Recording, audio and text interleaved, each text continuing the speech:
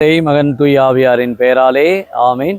இயேசுவில் பிரியமான சகோதர சகோதரிகளே, தாயாம் திருவையானது அக்டோபர் மாதத்துடைய 28ஆம் நாளை இன்று திருத்துவர்களான அப்போஸ்தலர் சீமோன் மற்றும் அப்போஸ்தலர் யூதா ததையுடைய விழாவை இன்றை கொண்டாட நமக்கு இன்றைக்கு அழைப்பு கொடுக்கின்றது.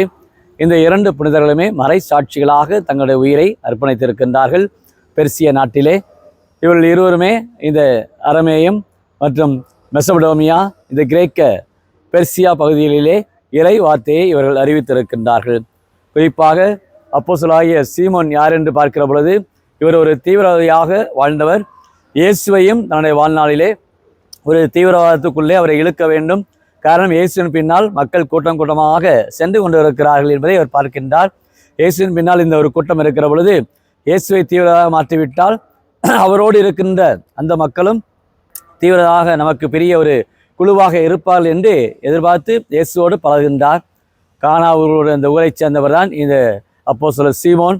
இவர் இறைவார்த்தையை அறிவிப்பதிலும் குறிப்பாக இயேசுவை தன்னுடைய அந்த தீவிரவாத குழு மாற்ற வேண்டும் என்று நினைக்கிறார். ஆனால் தன்னுடைய இயேசுடைய அந்த போதனை, இயேசுடைய விழுமியங்கள், இயேசுடைய மதிப்பீடுகள், இவர் தன்னுடைய வாழ்விலே அந்த தீவிரவாத குணத்தை விட்டுவிட்டு இயேசுடைய ஒரு பணியாளராக, அன்பு பணியாளராக, இயேசுவுக்காக தன் உயிரையே கொடுக்கக்கூடிய அளவுக்கு ஒரு அன்பு பணியாளராக மாறுகின்றார். இறை வார்த்தையை அந்த கிரேக்க பகுதியிலே அறிவிக்கின்றார்.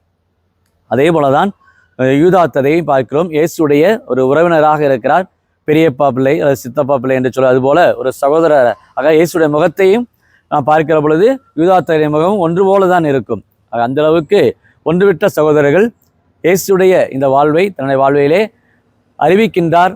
அந்த நூற்றாண்டுகளிலே இயேசுவோடு பயணித்தவராக பார்க்கிறோம். அதே வேளையிலே அவர் இந்த பெர்சிய நாட்டிலே இறைவார்த்தை அறிவிக்கிற பொழுது அந்த எதேசு மன்னன் நோய்வாய்ப்பட்டிருக்கின்றான். அப்போ அவரிடத்தில் சென்று இந்த யூதா ததையு இயேசுவை நீங்கள் நம்புங்கள், நீங்கள் குணமாவீர்கள் என்று சொல்கிற பொழுது அந்த எதேசு மன்னன் இயேசுவை நம்புகின்றான். இயேசுவிடமிருந்து வல்லமையை பெறுகின்றான். அதன் பிறகு அவன் திருமலுக்கு அருட்சாதனத்தை பெறுகின்றான். அந்த எதேசு மன்னன் மனம் மாறுகின்றான், இயேசுவை ஏற்றுக்கொள்கின்றான். அந்த அளவுக்கு யூதா ததை தன் வாழ்நாளிலே இறை வார்த்தையை அறிவித்து மக்கள் அனைவரையுமே கிறிஸ்துக்களை கொண்டு வந்தார். தொடக்க நூற்றாண்டிலே அந்த அளவுக்கு ததை என்று சொன்னாலே ஒரு வலிமையானவர் என்றுதான் பொறுப்பு. அந்த அளவுக்கு நல்ல ஒரு இதயம் கொண்டவர். கைவிடப்பட்டவர்கள் என்ற பாதுகாவலர் என்று அழைக்கப்படுகிறார். முடியாதவற்றை முடித்து கொடுப்பவர், இயலாதவற்றை நமக்கு நடத்தி கொடுப்பவர் தான் இந்த யூதா ததையு. யாரெல்லாம் கைவிடப்பட்டு வாழ்விலே பல நோய்களோடு எந்த மருத்துவராலும் கவனிக்க முடியவில்லை என்றால் இந்த யூதா ததையுடன் தான் கொண்டு வருவார்கள். காரணம், யூதா ததையை நலப்படுத்துவார், சுகப்படுத்துவார் என்ற அந்த நம்பிக்கையிலே அந்த அளவுக்கு யூதா ததை இன்றும் திருவையிலே பல நன்மைகளை ஆற்றி கொண்டு இருக்கிறார். காலப்போக்கிலே தொடக்க கால நூற்றாண்டுகளே இவருடைய பெயரும் யூதாஸ் இஸ்காரியோத்து பெயரும் ஒன்றாக இருப்பதனால் இவரை பற்றி நிறைய பேருக்கு இவர் மீது நம்பிக்கை இல்லை. காரணம், யூதாஸ் இஸ்காரியோத்து இயேசுவை காட்டி கொடுத்தார் என்பதிலே நிறைய பேர் இவரை ஏற்றுக்கொள்ளவில்லை. காரணமாக ஒரு மறைக்கப்பட்ட ஒரு புனிதராகவே இந்த யூதா ததையை திருவையில் இருக்கின்றார். ஆனால் அந்த அளவுக்கு இவருடைய வாழ்வும், இவருடைய பணியும், இவருடைய மறை சாட்சியம் பார்க்கிற பொழுது இயேசுக்காக உயிரை கொடுத்திருக்கின்றார். இயேசுக்காக தன் வாழ்வை அர்ப்பணித்திருக்கிறார். அம்புகள் எய்தப்பட்ட போதும் இவர் தன் வாழ்நாளிலே இறக்கவில்லை. மாறாக கடைசியில் இவரை வாளால் வெட்டி கொள்ளுகின்றார்கள். அதே போல அப்போஸ்தலர் சீமோனும் வாளால் அவர் வெட்டி கொல்லப்படுகின்றார், ரம்பத்தால் அறுக்கப்படுகின்றார். அதனால்தான் இன்றைக்கும் அவர் பல்வேறு தொழிலாளிகளுக்கு இன்றைக்கு பாதுகாவலியாக இருக்கின்றார்.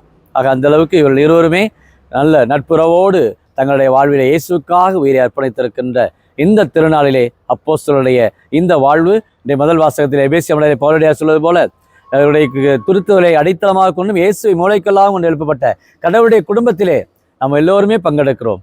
அத்தகைய திருத்துவருடைய அந்த மறை சாட்சியம், அவருடைய போதனை, அவருடைய நற்செய்தி வாழ்வு இன்றைக்கு நம்ம ஒவ்வொருவருக்கும் கிறிஸ்துவாகி நம்முடைய வாழ்விலும் நாம் நற்செய்திக்கு இயேசுக்காக உயிரை கொடுக்கக்கூடிய மக்களாக வாழ ஜெபிப்போமா?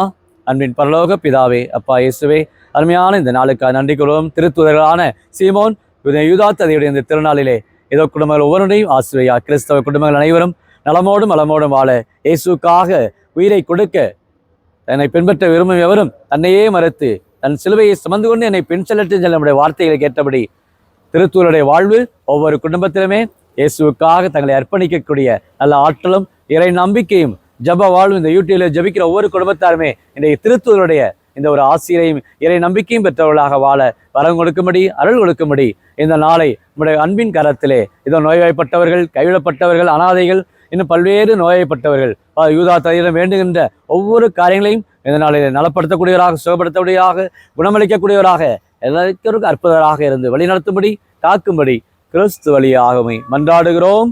ஆமேன்.